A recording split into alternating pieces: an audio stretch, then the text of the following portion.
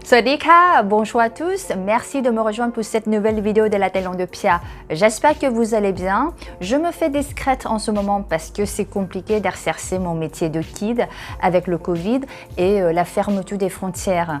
Heureusement, je garde un lien étroit avec la France en proposant des cours de français aux Thaïlandais sur ma page Facebook appelée Food Fit Français Cap Kai Pia ou Parler français avec Pia. Et oui, j'essaie de m'adapter au mieux à cette période inédite que nous traversons. Revenons sur le sujet de cette nouvelle vidéo.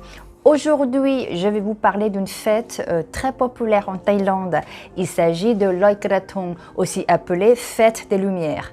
La célébration se déroule normalement à la pleine lune du 12e mois lunaire. Cette année, elle tombe le samedi 31 octobre.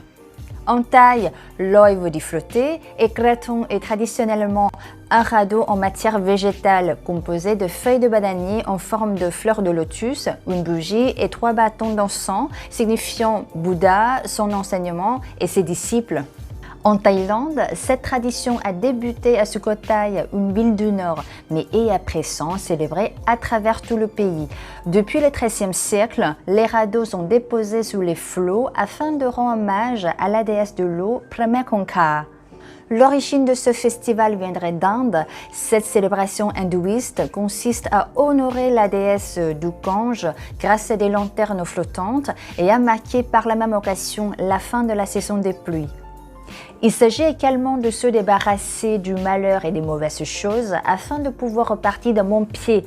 Pour cela, il est commun de placer les ongles ou une mèche de cheveux dans le krathong parce que cela symbolise les mauvais aspects de soi. Loi Krathong se passe généralement à la fin de la mousson, lorsque la principale récolte se termine. Ce festival permet donc de remercier la déesse pour l'utilisation abondante de l'eau et aussi de demander pardon pour la pollution qui en résulte. La croyance populaire veut que si un couple lance le radeau ensemble, ils vivront un amour heureux et qui seront également liés pour l'éternité. C'est romantique, n'est-ce pas? L'autre croyance étant que si vous faites un vœu et que la flamme de la bougie reste allumée jusqu'à ce que le radeau ne soit plus visible en partant loin, alors votre vœu est exaucé. Où je vous conseille de fêter Loi Krathong. Les endroits les plus vivants restent Bangkok, Ayutthaya, Sukhothai et Chiang Mai. Si vous êtes dans le nord, je vous invite à visiter le parc historique Sukhothai. Les temples sont éclairés par des jeux de lumière colorés au coucher de soleil. Je trouve que c'est vraiment magnifique.